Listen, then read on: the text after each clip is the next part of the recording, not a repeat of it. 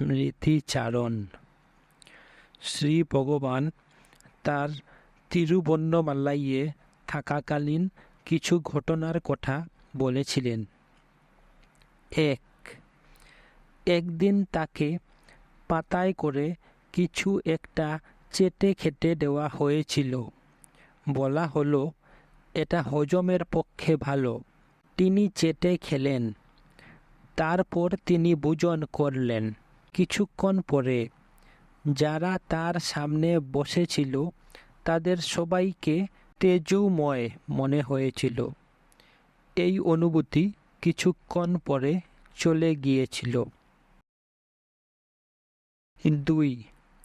তিনি যখন প্রবলকুনরুতে ছিলেন, একবার তিনি একটা পাহাড়ি ঝর্ণায় স্নান করবেন মনস্থ করলেন। পালানিস্বামীকে সে কথা জানানো হলো। কথাটা ছড়িয়ে পড়ল। জটাপদ্মনাভ স্বামীও পাহাড়ে বাস করত। সে পালানিস্বামীর সঙ্গে কথা বলে শ্রী ভগবানকে তার কুটিরের নিকট পাহাড়ে নিয়ে আসার ব্যবস্থা করলে। পালানিস্বামী শ্রী ভগবানকে না বলে তাকে সেখানে নিয়ে গেল। তার জন্য সেখানে বিরাট আয়োজন অপেক্ষা করছিল। তার বসার জন্য একটা বেদি করা হয়েছিল। দুধ ফল নিবেদন করা হলো। আর জেপি অর্থাৎ জটাপদ্মনাভ তাকে খুব আদরের সঙ্গে অভ্যর্থনা করলে। 3. আত্মজ্ঞান বইয়ে যদিও দেখানো হয়েছে যে জেপি শ্রী ভগবানের ক্ষতি করতে চেয়েছিল, কিন্তু প্রকৃতপক্ষে সে তার প্রতি সহানুভূতিশীল ছিল। তার ছেলে মানুষগুলো অনেক সময় নষ্টামি বলে ভুল করা হয়েছে। তার একমাত্র দুর্বলতা ছিল যে সে শ্রী ভগবানকে মূলধন করে কিছু অর্থ উপার্জনের চেষ্টা করত, যা মহারিষি মোটেও পছন্দ করতেন না। এছাড়া জেপির আর কোনো দোষ ছিল না। 4. সেবক মাধব স্বামী জিজ্ঞাসা করলে, শ্রী ভগবান কি মন্দিরের পাতাললিঙ্গে অনেক দিন না খেয়ে কাটিয়েছেন? মহারিষি: হ্যাঁ, খাবার আসত, দুধ ফল, কিন্তু খাওয়ার কথা কে ভাবত? 5. যখন আম্রকানন গুহায় ছিলেন, তখন শ্রী ভগবান মন্দিরের দেব মূর্তির জন্য পদ্ম, কলকে ফুল ও পাতা দিয়ে মালা ঘাঁটতেন। 6. কল্যাণ মণ্ডপম তৈরি হওয়ার পর শ্রী ভগবান একদিন সেখানে চুপি চুপি রাত কাটিয়েছিলেন। 7. যখন মন্দিরের বাগানে গাছের তলায় ছিলেন, তার শরীর ধুলায় ধূসরিত হয়ে গিয়েছিল, কারণ তখন তিনি মোটেই স্নান করতেন না। ডিসেম্বর মাসের শীতের রাত্রে পা মুড়ে তার ভিতর মাথা গুঞ্জে রাত কাটাতেন। সকালে তার শরীর হিম ও ধুলায় সাদা দেখাত। কিছুক্ষণ পরে সেটা রৌদ্রে শুকিয়ে কালো দেখাত। 8. পাহাড়ে থাকতে শ্রী ভগবান জেপিকে তার পূজায় সাহায্য করতেন, ঘণ্টা বাজাতেন, পূজার বাসন মাজা ইত্যাদি করতেন, কিন্তু মৌন ছিলেন। লোকেরা ঔষধের জন্য এলে তিনি মালায়ালাম, অষ্টাঙ্গ হৃদয়ম, আয়ুর্বেদের বই পড়ে অপর সাধুকে ঔষধ দেখিয়ে দিতেন। সেই সাধু নিজে সে বই পড়তে পারত না।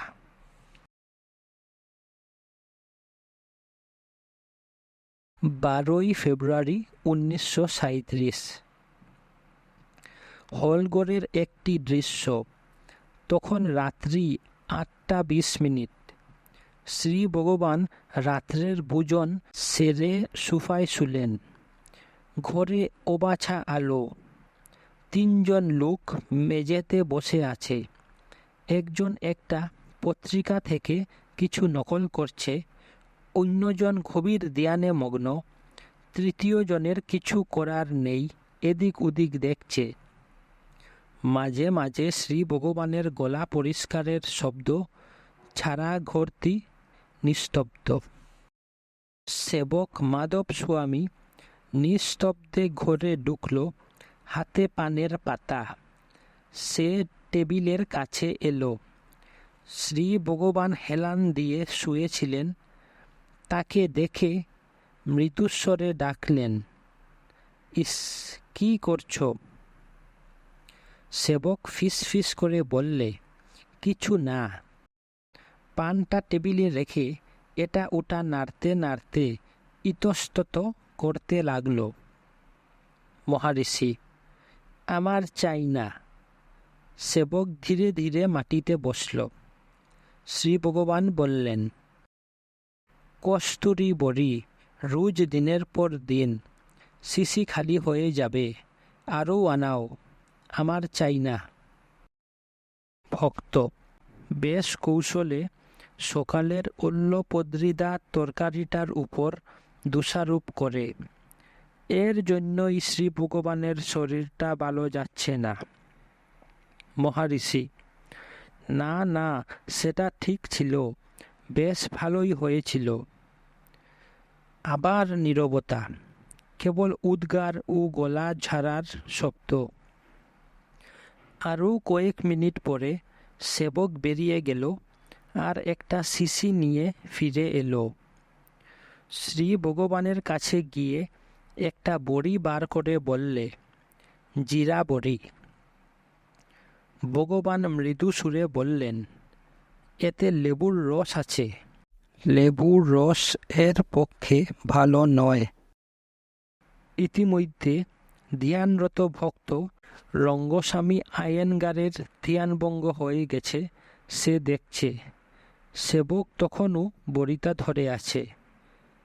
শ্রী ভগবান বলে চললেন, কে এটা চিবুবে? রঙ্গস্বামী আয়েঙ্গার বললেন, চিবুতে হবে না, মুখে রেখে চুবলেই হবে। সেবকও সঙ্গে সঙ্গে যোগ দিলে, হ্যাঁ হ্যাঁ, এটা চুবলেই হবে। মহারিষি, উকে দাও। রঙ্গস্বামীকে দেখিয়ে, ওই চুবিয়ে কিংবা চুষে খেয়ে ফেলুক, আমার চাই না। সেবক নিরাশ হয়ে মাটিতে বসে পড়ল, আবার উঠে পড়ল। মহারিষি বললেন, এ কি করছো? আমার চাই না। সেবক ওষুধের আলমারির কাছে গিয়ে স্বগতভাবে বললে, কস্তুরী বড়ি, এটাতে কাজ হবে। শ্রী ভগবান, ওটা ছাড়াই আমি একটু পরে ভালো হয়ে যাব, বার করো না, রেখে দাও। তুমি যাই করো না, আমি খাবো না। সেবক আবার বসে পড়ল, আর শুয়ে পড়ার আগে অবধি সবাই নীরবে রইলেন। 13ই ফেব্রুয়ারি 1937। সকাল প্রায় 7:30। শ্রী ভগবান জল খাবারের পর পাহাড়ে যাচ্ছিলেন।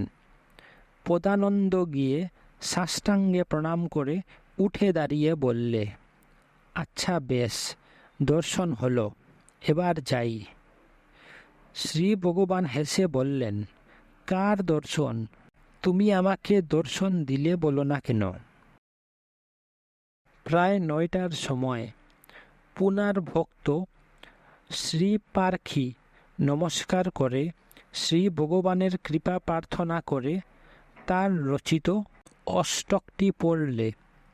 পদটির শেষে শীঘ্র মুক্তির অর্থাৎ ঝটিতি মুক্তি প্রার্থনা ছিল। ভক্ত সেটার উপর জোর দিলে, মহারিষি, মুক্তি কিছু ভবিষ্যতে লাভ হয় না, সেটা সব সময়েই আছে, নিত্য বর্তমান। ভক্ত: স্বীকার করছি, কিন্তু আমার উপলব্ধি হয় না। মহারিষি: উপলব্ধিও নিত্য বর্তমান। কেউ নিজের আত্মাকে অস্বীকার করতে পারে না।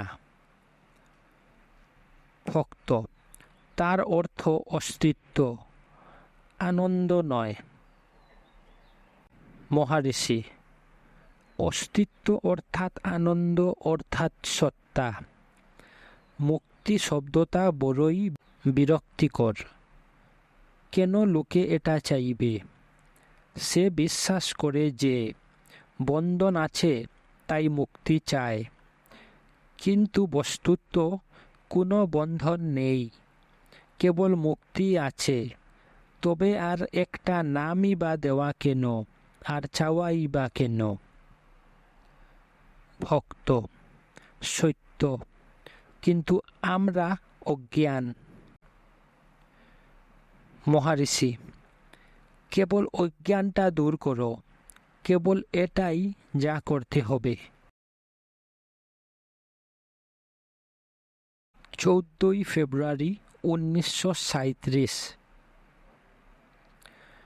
লখনৌয়ের সম্ভ্রান্ত ভদ্রলোকটি শ্রী পল ব্রান্টনকে লিখেছেন যে শ্রী ভগবানের সান্নিধ্যে তার স্ত্রী যে শান্তি পেয়েছিলেন তা নষ্ট হয়ে গেছে। সুতরাং শ্রী ভগবান যেন কৃপা করে তাকে আবার শান্তি দেন। শ্রী ভগবানকে অনুরোধ করলে তিনি বললেন, যে শান্তি পাওয়া গিয়েছিল মনের দুর্বলতার জন্য পরে তা নষ্ট হয়ে যায়। যে মহিলা শ্রী ভগবানকে প্রতিদিন ভিক্ষা দেয়, তার ছেলে মুদালিয়ার স্বামী একটি চমকপ্রদ গল্প বললে। যখন শ্রী ভগবান বিরূপাক্ষ গুহায় ছিলেন, একদিন শ্রী ভগবান ও সে স্কন্দাশ্রমের পিছনে বেড়াচ্ছিলেন। সেখানে প্রায় 15 ফুট উঁচু একটা বিরাট পাথর ছিল, মাঝখানে ফাটা। একটি ছোট মেয়ে মেষপালিকা সেখানে দাঁড়িয়ে কাঁদছিল। শ্রী ভগবান তাকে কান্নার কারণ জিজ্ঞাসা করলেন। সে বললে, আমার একটা ভেড়া এখানে পিছলে পড়ে গেছে, তাই কাঁদছি। শ্রী ভগবান ফাটলের মধ্যে নেমে গিয়ে ভেড়াটাকে কাঁধে নিয়ে উঠে এসে মেয়েটিকে দিয়েছিলেন। মুদালিয়ার স্বামী বলে যে কোনো মানুষের পক্ষে সেখানে নেমে উঠে আসা একটা অদ্ভুত ব্যাপার। নেলুর কলেজের অধ্যাপক শ্রী সুব্বরামিয়া মুক্তি সম্বন্ধে জিজ্ঞাসা করলেন। মহারিষি: মুক্তি সম্বন্ধে সব প্রশ্নই অস্বীকার্য, কারণ মুক্তির অর্থ বন্ধন থেকে উদ্ধার। আর তাহলে বর্তমান অবস্থাটা বন্ধন বলে মেনে নিতে হয়। কোনো বন্ধন নেই, এতএব মুক্তিও নেই।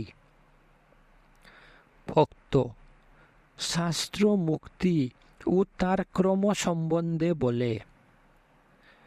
মহারিষি: শাস্ত্র জ্ঞানীর জন্য নয়, কারণ তাদের প্রয়োজন নেই।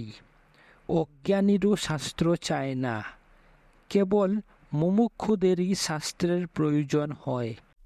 তার অর্থ শাস্ত্র জ্ঞানী বা অজ্ঞানীর জন্য নয়। ভক্ত: বশিষ্ঠকে জীবনমুক্ত, অপরপক্ষে জনককে বিদেহমুক্ত বলা হয়। মহারিষি: বশিষ্ঠ জনকের কথা বলে কি হবে? একজনের নিজের কথা কি? আজ এখানে কয়েকজন নবাগত ছিল। তার মধ্যে 2 জন শ্রী ভগবানের কাছে গণপতি মুনির কথা বলছিল। শ্রী ভগবান তাদের কথার মধ্যে দু চারটি কথা বললেন। এক, অনেকে বলে জ্ঞান ও উপাসনা রূপ দুটি পাখার দ্বারা মুক্তির কাছে উড়ে যাওয়া যায়। জ্ঞান কি, উপাসনা কি? জ্ঞান নিত্যসিদ্ধ, সেটাই লক্ষ্য। যখন কোনো চেষ্টা করা হয় সেই প্রয়াসকে উপাসনা বলে। যখন সেটা অনায়াস হয় সেটাই জ্ঞান, তাই মুক্তি। 2, নিজেদের মধ্যে কিছু আলোচনার পর একজন দর্শনার্থী বললেন, আমাদের বাইরের অবস্থাকে অনুকূল করার জন্য কোনো একটি উচ্চ শক্তির সাহায্য প্রয়োজন।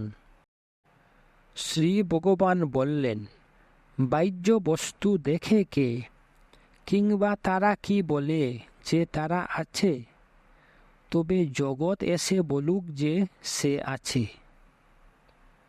আবার জগৎ যদি অন্তরের প্রতিফলন হয় তবে বলতে হবে যে এটা আমি চিন্তার সঙ্গে যুগপথভাবে প্রতিফলিত হয়। দুভাবেই আমিটা মূল আধার, একে জানলেই সব জানা হয়ে যায়। 3, আরও একজন বললে, গণপতি মুনি বলতেন যে তিনি বরং ইন্দ্রলোকে গিয়ে ইন্দ্র কি করছেন দেখে আসতে পারেন, কিন্তু অন্তরে গিয়ে আমিকে খুঁজতে পারেন না। শ্রী ভগবান যোগ করলেন যে গণপতি মুনি বলতো যে সামনের দিকে যাওয়া সোজা, কিন্তু পিছনের দিকে ফেরা কঠিন। তারপর শ্রী ভগবান মন্তব্য করলেন, যত দূরই একজন যাক না কেন সেখানেও সে আসে, পিছনে ফেরা কোথায়? এই সত্যতাই ঈশোপনিষদের মন্ত্রে বলা হয়েছে।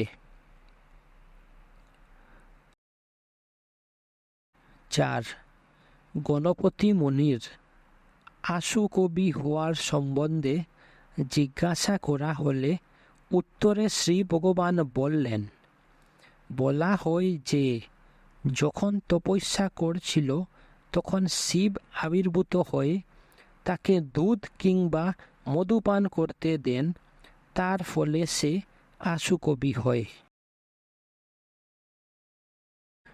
20 ফেব্রুয়ারি 1937 মাদ্রাজ সরকারের রাজস্ব উপসচিব ইউরোপীয় সিভিলিয়ান শ্রী ডডওয়েল সস্ত্রিক দুপুর 1টার সময় এসে 3টা অবধি হলঘরে ছিলেন। মহিলা জিজ্ঞাসা করিলেন, পাশ্চাত্য দেশের আধ্যাত্মিক পথ প্রদর্শকরা বলেন যে ভারতীয় আধ্যাত্মিক কেন্দ্র। ভারতের মহাত্মাদের পরস্পরের মধ্যে কি যোগাযোগ আছে?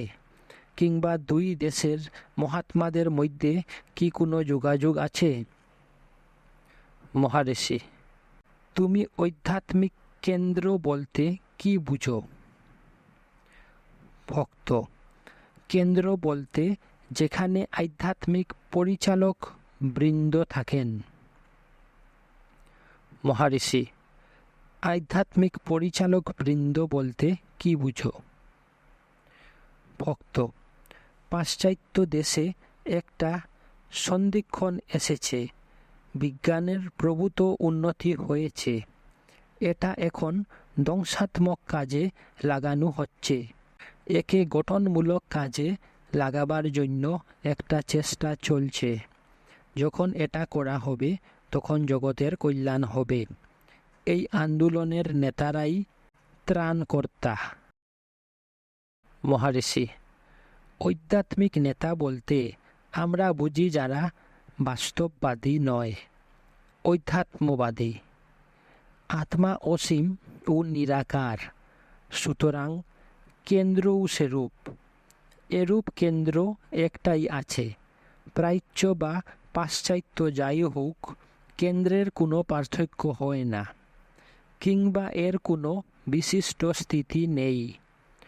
অসীম হওয়ায় নেতারা, মানুষ, জগৎ, ধ্বংসকারী বা সংগঠনকারী শক্তি সব এর অন্তর্গত। কোনো বিভেদ নেই। তুমি যোগাযোগের কথা বলছ, কারণ তুমি আধ্যাত্মিক নায়কদের শরীরই ভাবছ। আধ্যাত্মিক মানব শরীর নয়। তারা তাদের শরীর সম্বন্ধে সচেতন নয়। তারা কেবল আত্মা, অসীম ও নিরাকার।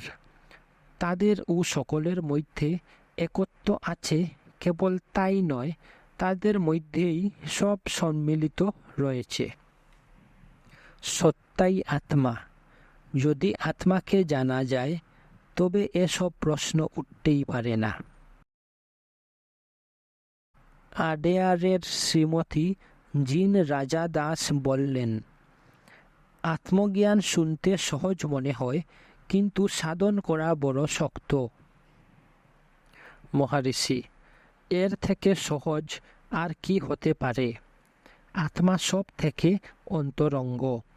যদি এটাই জানা না যায়, তবে যা পৃথক ও দূরে তাকে কি করে জানা যায়? ভক্ত, আত্মজ্ঞান বড়ই বিভ্রান্তিকর। একে কি করে স্থায়ী করা যায়? মহারিষি, আত্মা কখনো বিভ্রান্তিকর হতে পারে না। এটাই একমাত্র সত্য। যার আবির্ভাব আছে তার তিরুভাব হয়, সুতরাং সেটা অনিত্য। আত্মার কখনো উদয় বা বিলয় হয় না, সুতরাং সেটা নিত্য। ভক্ত, হ্যাঁ সত্য। আপনি জানেন বোধ হয়, থিওসফিক্যাল সোসাইটিতে তারা পথ নির্দেশনার জন্য গুরুবর্গের ধ্যান করে।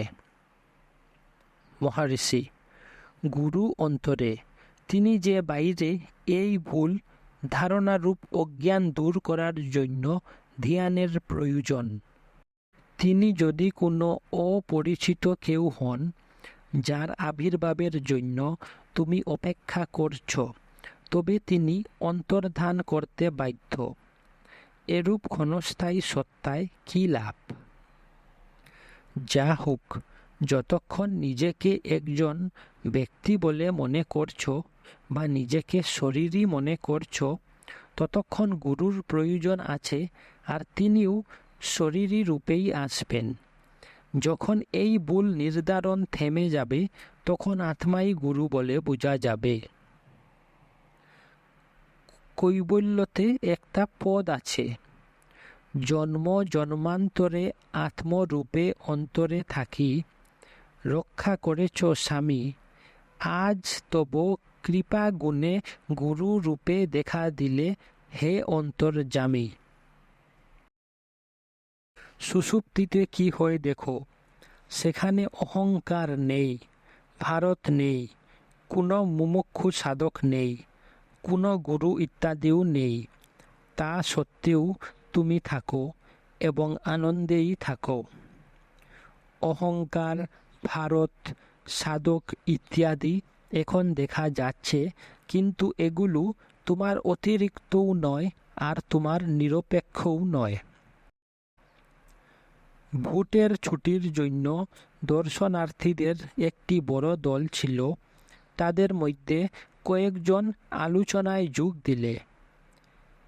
একজন পুনর্জন্ম সম্বন্ধে জিজ্ঞাসা করলে, মহারিষি, যতক্ষণ অজ্ঞান ততক্ষণই পুনর্জন্ম। এখনও জন্ম হয়নি, আগেও ছিল না বা পরেও হবে না, এটাই সত্য। ভক্ত, অহংকার সত্তা কি?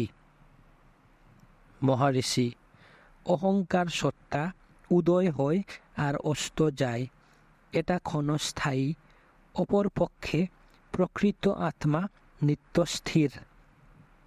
যদিও তুমি প্রকৃতপক্ষে আত্মা, তথাপি অহংকার সত্তাকে প্রকৃত আত্মারূপে ভুল নির্ধারণ করছ। ভক্ত: এই ভুল কি করে এলো? মহারিষি: দেখো এটা এসেছে কিনা। ভক্ত: একজনকে অহংকার থেকে শুদ্ধ আত্মায় যেতে হবে। মহারিষি: অহংকারটা আদৌ নেই।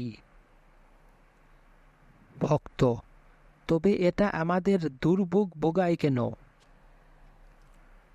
মহারিষি: দুর্ভোগটা কার? এটাও একটা কল্পনা। সুখ দুঃখ কেবল অহংকারের। ভক্ত: জগৎ এত অজ্ঞানাচ্ছন্ন কেন? মহারিষি: নিজের ব্যবস্থা করো, জগৎ নিজেরটা করবে। নিজের আত্মাকে দেখো। তুমি যদি শরীর হও তবে স্থূল জগৎও আছে। তুমি যদি আত্মা হও, সবই কেবল আত্মা। ভক্ত: এটা না হয় একজনের পক্ষে হলো, কিন্তু বাকি সবার কি হবে? মহারিষি: আগে এটা করো, তারপর প্রশ্ন থাকে কি না দেখা যাবে। ভক্ত: অবিদ্যা কি আছে? মহারিষি: অবিদ্যাটা কার? ভক্ত: অহংকারের। মহারিষি: হ্যাঁ, অহংকারের। অহংকার দূর করো, অবিদ্যাও চলে যাবে। খুঁজলে অহংকার অদৃশ্য হয়, কেবল প্রকৃত আত্মাই থাকে। যে অহংকার অবিদ্যার বড়াই করে তাকে খুঁজে পাওয়া যায় না। সত্যতে কোনো অবিদ্যা নেই। অবিদ্যার অস্তিত্ব না থাকার কথা প্রমাণ করার জন্যই যাবতীয় শাস্ত্র লেখা হয়েছে। ভক্ত: অহংকার কোথা থেকে উঠে? মহারিষি: অহংকার নেই। অন্যথা তুমি কি দুটি আত্মা আছে বলে স্বীকার করো? অহংকারের অভাবে অবিদ্যা কোথায়? তুমি যদি অনুসন্ধান শুরু করো যে অবিদ্যা মোটেই নেই, হয় দেখা যাবে যে সে নেই, কিংবা তুমি বলবে যে সে পালিয়ে গেছে। অজ্ঞানটা অহংকারের। তুমি অহংকারের কথা কেন ভাবো, আর কেনই বা কষ্ট পাও? আবার অজ্ঞানটা কি? এটা এমন একটা কিছু যার কোনো অস্তিত্ব নেই। যাই হোক, বাস্তব জীবনে অবিদ্যা প্রকল্পের প্রয়োজন আছে। অবিদ্যা আমাদের অজ্ঞান ছাড়া আর কিছু নয়। এটা আত্মার সম্বন্ধে অজ্ঞতা বা বিস্মৃতি। সূর্যের সামনে কি অন্ধকার থাকে? অনুরূপভাবে স্বতঃসিদ্ধ ও স্বয়ংপ্রকাশ আত্মার কাছে কি অজ্ঞান থাকে? তুমি যদি আত্মাকে জানো, তবে কোনো অন্ধকার নেই, কোনো অজ্ঞান নেই, কোনো দুঃখ নেই। মনই যত দুঃখ কষ্ট ইত্যাদি ভোগ করে। অন্ধকার আসেও না আর যায়ও না।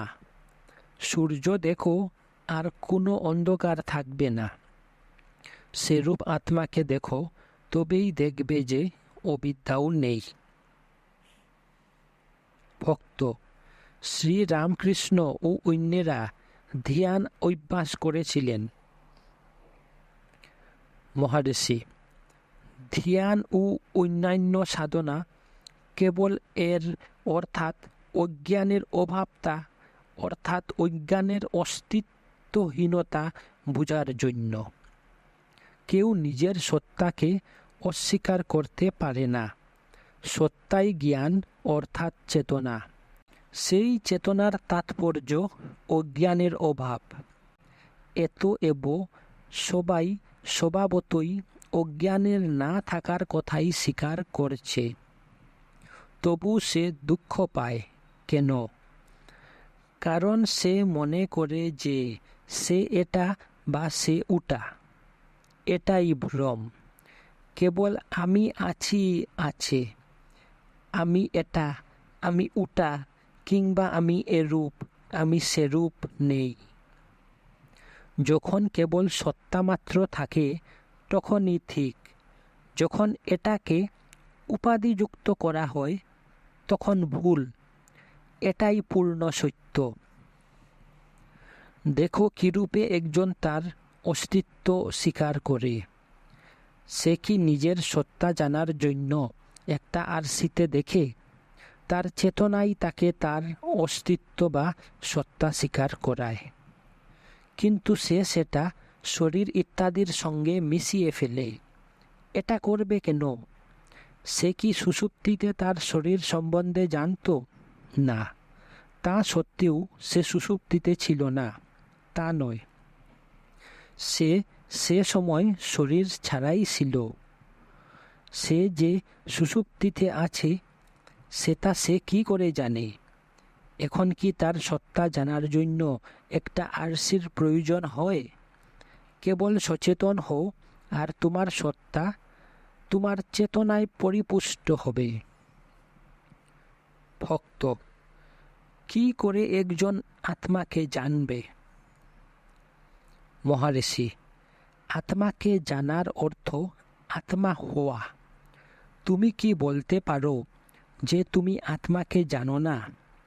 তুমি তোমার চোখ দেখতে পাও না, আর তোমায় যদি কোনো আরশি না দেওয়া হয়, তুমি কি তোমার চোখের অস্তিত্ব অস্বীকার করো? অনুরূপভাবে আত্মা যদিও বস্তুগতভাবে দেখা যায় না, তবু তুমি তোমার আত্মা সম্বন্ধে সচেতন। কিংবা সেটা বিষয়মুখ অর্থাৎ অবজেক্টিফাইড নয় বলে কি নিজের আত্মাকে অস্বীকার করো? যখন তুমি বলো আমি আত্মাকে জানি না, এর অর্থ তুমি একে আপেক্ষিকভাবে জানো না। তুমি আপেক্ষিক জ্ঞানে এত অভ্যস্ত যে এর সঙ্গে নিজেকে মিশিয়ে ফেলো।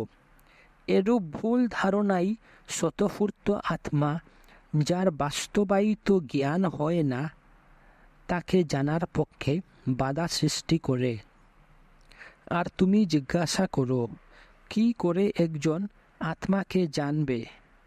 তোমার অসুবিধাটার মূল কি করে? কে আত্মাকে জানবে?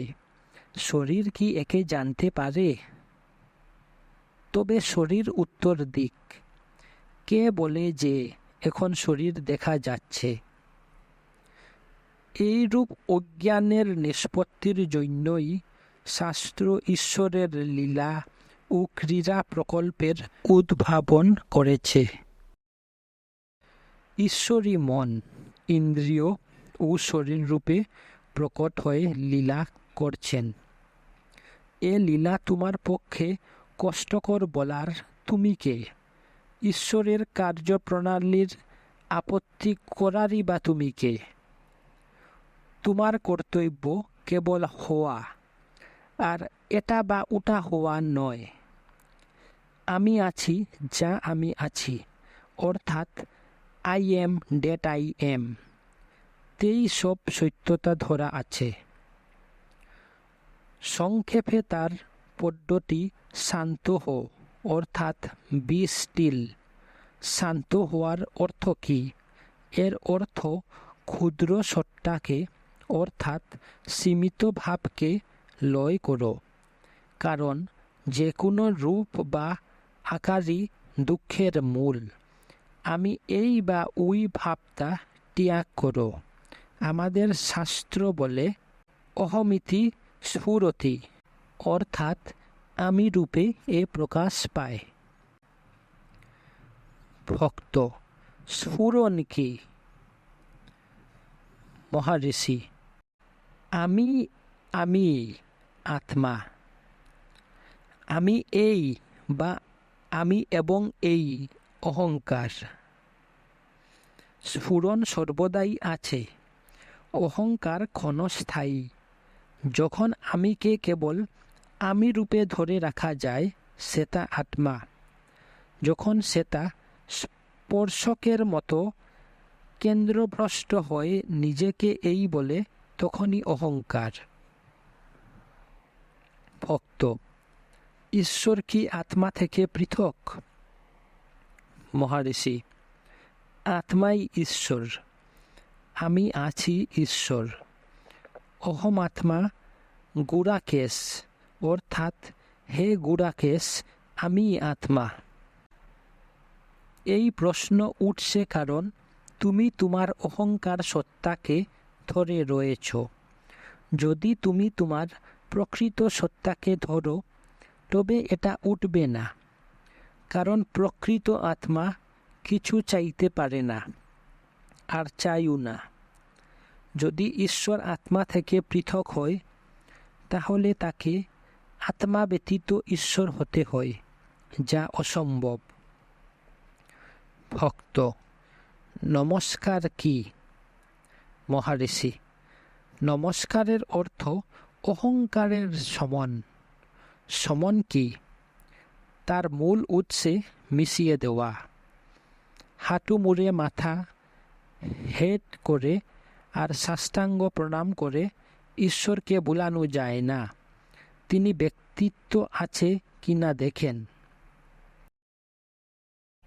শ্রী সীমান্না বললেন, আমি আছি অনুভবের জন্য কি একটা ষষ্ঠ ইন্দ্রিয় আছে? মহারিষি: তোমার সুষুপ্তিতে কি এটা থাকে? এক সত্তাই পঞ্চ ইন্দ্রিয়ের মধ্যে দিয়ে কাজ করছে। অথবা তুমি কি বলতে চাও যে পঞ্চ ইন্দ্রিয় আত্মা নিরপেক্ষ আর পাঁচটা আত্মা আছে যারা ষষ্ঠ আত্মার দ্বারা পরিচালিত হচ্ছে? একটা শক্তি পঞ্চেন্দ্রিয় পথে কাজ করছে, সেই শক্তির অস্তিত্ব অস্বীকার করবে কি করে? তুমি কি তোমার অস্তিত্ব অস্বীকার করো? যখন সুষুপ্তিতে তোমার শরীরবোধ থাকে না তখনও কি তুমি থাকো না? সেই এক আমি এখনও রয়েছে, যার জন্য আমরা শরীর থাকুক বা না থাকুক আমাদের অস্তিত্ব স্বীকার করি। ইন্দ্রিয়গুলো পর্যায়ক্রমে কাজ করে, তাদের কাজ আরম্ভ হয় আর সমাপ্ত হয়। একটা আধার নিশ্চয়ই আছে যার উপর তাদের কাজ হয়। তারা কোথা থেকে উঠে আর কোথায় মিলিয়ে যায়। কেবলমাত্র একটাই আধার থাকতে পারে। এটা জানা যায় না বলাতে একে একক বলেই স্বীকার করা হয়েছে, কারণ তুমি বলছো যে একে জানার জন্য দ্বিতীয় কেউ নেই। এসব আলোচনা কেবল অজ্ঞান দূর করার জন্য, সেটা হলেই সব স্পষ্ট হয়ে যাবে। এটা যোগ্যতা বা পরিপক্কতার উপর নির্ভর করে। ভক্ত: কৃপা কি সাধকের যোগ্যতা বাড়ায় না? মহারিষি: তার উপর ছেড়ে দাও। সম্পূর্ণরূপে আত্মসমর্পণ করো। দুটির মধ্যে একটি করতে হবে। অক্ষমতা ও উচ্চ শক্তির সাহায্যের প্রয়োজনীয়তা স্বীকার করে সমর্পণ, কিংবা দুঃখের কারণ অনুসন্ধান করে মূল উৎস আত্মায় মিশে যাওয়া, দুভাবেই তোমার দুঃখ দূর হবে। যে আত্মসমর্পণ করে ঈশ্বর কখনই তাকে পরিত্যাগ করেন না। মামেকাং শরণং ব্রজ। গীতা। ভক্ত: সমর্পণ করলে মনের অবস্থা কিরূপ হবে? মহারিষি: সমর্পিত মন কি এই প্রশ্ন করছে? হেসে উঠলেন।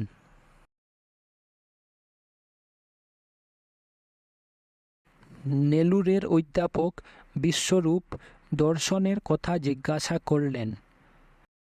মহারিষি: বিশ্বাত্মা দর্শন, বিশ্বরূপ দর্শন অর্থাৎ সার্বজনীন আত্মা বা বিশ্বাতীত চেতনাই বিশ্ব।